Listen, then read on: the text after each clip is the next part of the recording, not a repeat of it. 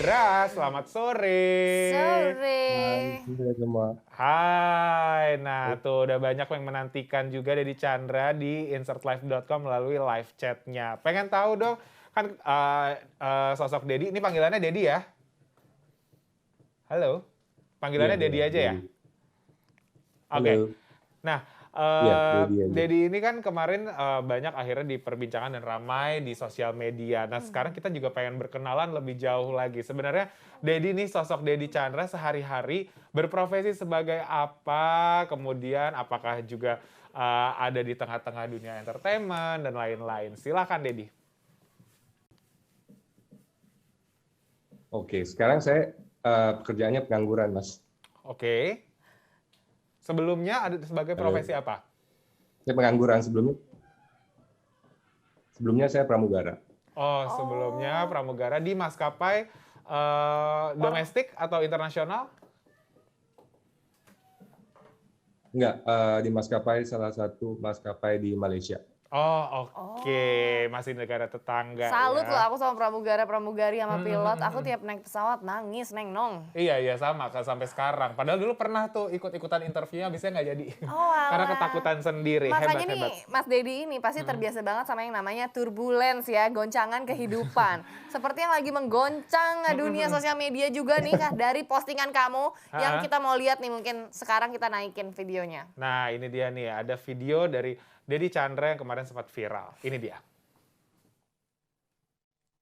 Tolong saya apartemen Taman Rasuna, Tower 6, lantai 19H. Tolong siapapun itu jemput saya yang merasa dirinya teman saya, tolong jemput saya. Saya sedang tersekap di sini. Saya sedang bersama orang yang telah melecehkan saya. Saya sedang dilecehkan, saya mengalami pelecehan seksual oleh teman saya sendiri yang bernama Andi Cuncun.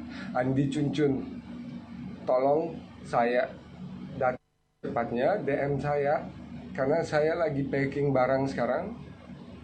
Dan saya baru selesai dari kantor polisi, udah bikin laporan, ternyata dipersulit.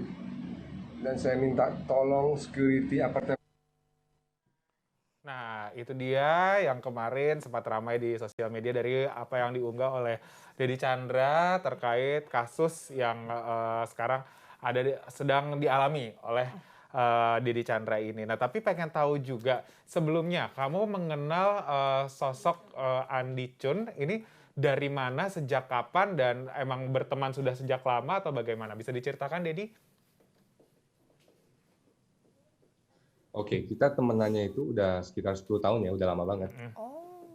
Oke. Kenalannya di mana 10 awalnya? tahun. Sekitar tuh.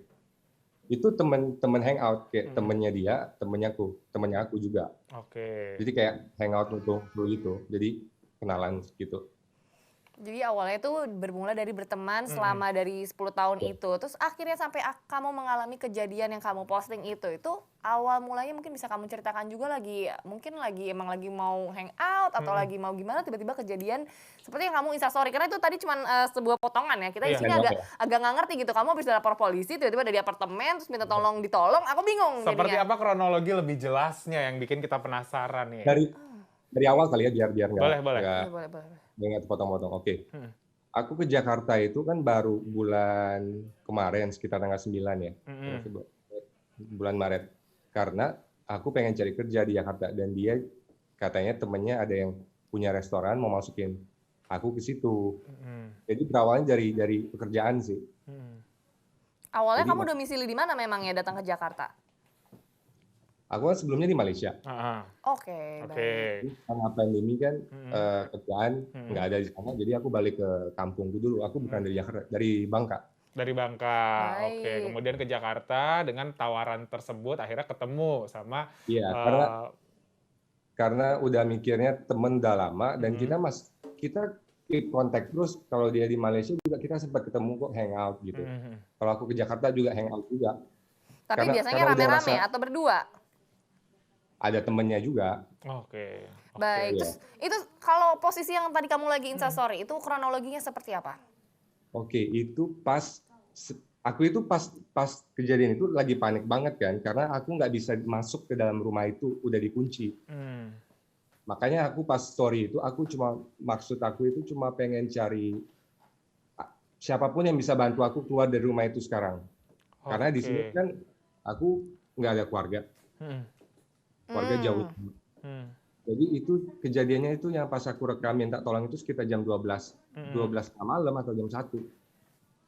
Oke. Oke. Karena barang aku itu banyak banget. Aku bawa barang dari Bangka itu banyak banget. Karena aku pikir kalau nggak kerja di sini, di Jakarta, aku mau balik Malaysia lagi. Kalau border Oke. udah open gitu kan. Jadi aku nggak usah bolak-balik lagi ambil barang. Makanya Oke. barang aku itu banyak banget. Makanya aku butuh temen gitu yang bisa tolong. Nah, tapi dari yang di Instastory tersebut, kamu juga kan katanya disekap di rumah tersebut, di tempat Iya. tinggal itu. Nah, pelecehan apa yang kamu terima? Bentuknya seperti apa? Dari saya datang ya, sampai saya mungkin buat keluar karena saya ngerasa kelakuan dia itu udah nggak kayak temen. Oke. Saya nggak bisa terima lagi. Ada Pelecehan itu ada boleh disebutin di sini? Oke. Dan ada sentuhan fisik kah di Iya, bagian badan tertentu? iya. Fisik. Oke. Oke, tapi ada pelecehan juga dalam bentuk verbal kah seperti rayuan dan lain-lain? Iya, itu ada. Oh, berarti memang sudah ada cukup banyak ya jenis Tapi kamu pelecehan. juga sudah menyatakan kayak ketidaknyamanan kamu dan ingin pergi lalu kamu seperti dikunci gitu, tidak bisa keluar. Bukan begitu ya. Kejadiannya puncaknya itu pas dia melakukan hal-hal yang menurut saya itu nggak normal sebagai teman. Aku udah nolak, bukannya aku nggak nolak. Banyak yang bilang, kok nggak keluar aja, nolak aja, tonjok. Kan kalau kita tonjok dia kan jatuhnya saya yang salah kan. Iya. Oke. Iya kan.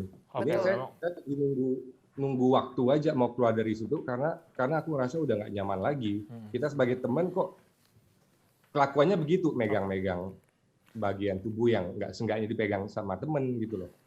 Dan Baik. puncaknya pas saya mandi, dibuka pintu kamar mandinya dan ternyata itu bukan aku doang, banyak korban korban yang lain di rumah itu ada, cuma mereka nggak berani bicara kayak aku.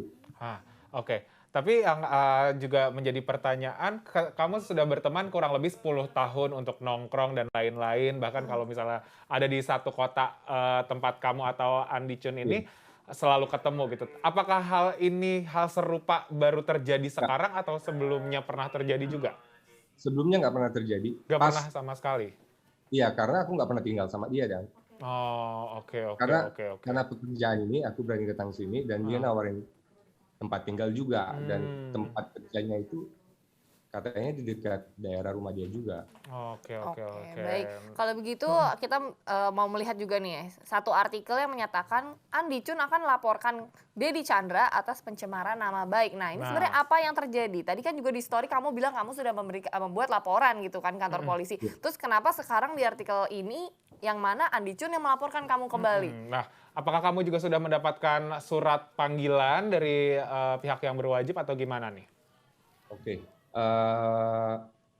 Saya belum dapat surat panggilan dari polisi, cuma saya udah dapat surat somasi dari pihak pelaku, dari lawyernya. Baik.